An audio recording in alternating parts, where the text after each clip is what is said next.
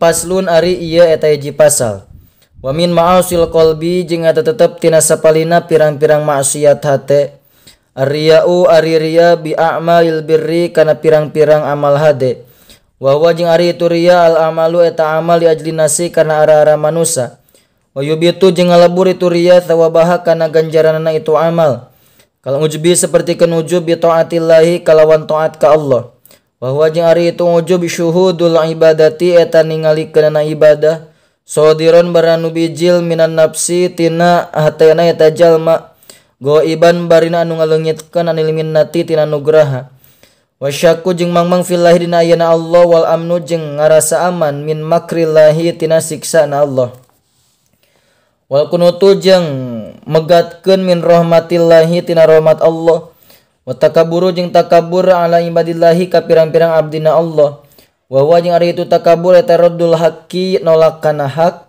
Wastiqarun nasi jeung ngahinakeun ka jalma-jalma wa ru'yatuhu jeung ningali kana awakna sorangan.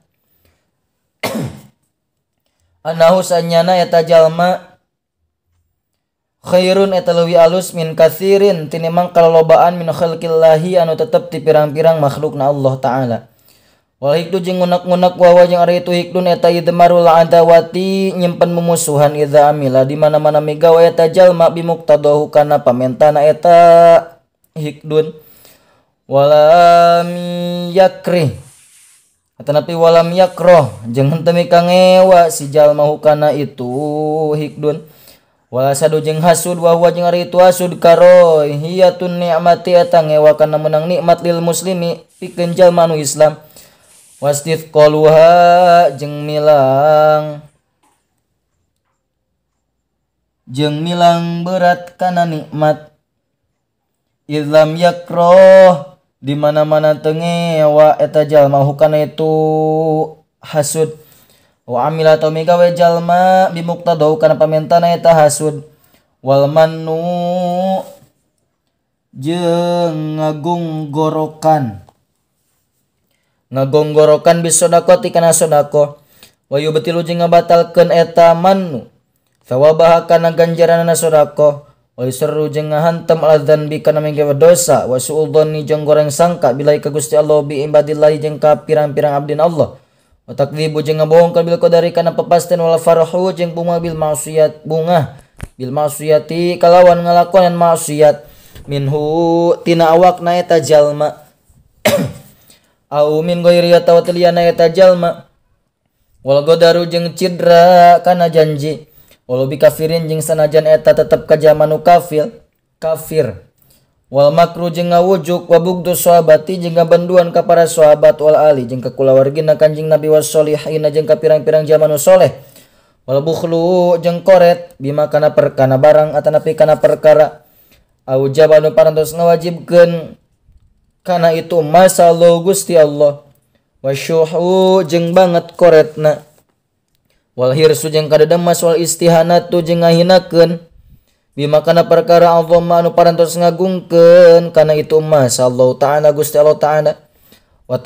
watasgiru jeung ngarekeun leutik atanapi ngahinakeun lima kana perkara Allah anu parantos ngagungkeun kana itu masallahu Gusti Allah min taatin nyatana tina taat au masyiatin atawa tina maksiat au Qur'anin atawa tina Al-Qur'an au ilmin atawa tina ilmu au jannatin atawa tina surga au narin atawa tina neraka.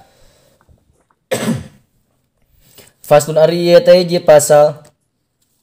Wa min ma'asil batni jeung eta tetep tina sawarena pirang-pirang maksiat beuteung aklur riba ari ngadahar harta riba. Wal muksi jeung ngadahar pajeg. Wal gosobi jeung ngadahar menang ngagasab. Wasariqati jeung ngadahar menang maling wa kulli makhudin jeung ngadahar sakur-sakuron dicokot bi muamalatin kalawan muamalah haram anu geus ngaharamkeun hakana itu muamalah naon asyar'u syara wasyurbul khamri jeung nginum arak wa haddus saribi jeung ari hadna anu ngin wa haddus syaribi jeung ari hadna jalma anu nginum arak arba'una eta 40 naonana jaldatan jilidanana lil khurri pikeun jalma anu merdeka wanispuha jeung saparona itu arbaun dirokiki pikeun abid Lil imam jeung eta tetep meunang ka imam az-ziyadatu ari nambahan ta'ziron kalawan takzir ngawarah. Wa minna jeung eta tetep tina sapalina itu maksiat batni maksiat beuteung aklukul limuskirin ari ngadahar saban-saban nu mantak ngaweureukkeun wa kulli najisin jeung ngadahar saban-saban najis wa mustaqdarin jeung ngadahar saban-saban anu dibilang geuleuh atanapi kotor wa aklumal yatimi jeung ngadahar harta anak yatim awil auqafi atawa ngadahar pirang-pirang wakaf al khilafi mana tepan kana nyulayaanna perkara syarrato anu geus ngajanjikeun sal waqifu jalma anu wakafna atanapi syarrato anu geus ngajanjikeun kana eta masal waqifu jalma anu wakafna wal ma'khudu jeung kadaharan anu dicokot biwajil hayai karena perjalanan era. Faslun ari ieu teh hiji pasal. Wa min ma'asil aini jeung eta tetep tina sawareh pirang-pirang maksiat panon an-nadru alin ningali ilan nisa'i ka pirang-pirang awewe al ajnabiyati pirang-pirang anu deungeun-deungeun tegasna anu lain mahram. Wa kadza jeung nya kitu deui cara maksiat nadruhunna ari ningalina itu nisa ilaihim ka itu rijal wa nadur aurati jeung ningalina aurat fayarumu maka haram nadur rajuli ningalina lalaki ila syai'in kana hiji perkara min badanil mar'ati anu tetep tina badanna awewe al ajnabiyati anu deungeun-deungeun ghairu halilatin anu salianti pamajikanana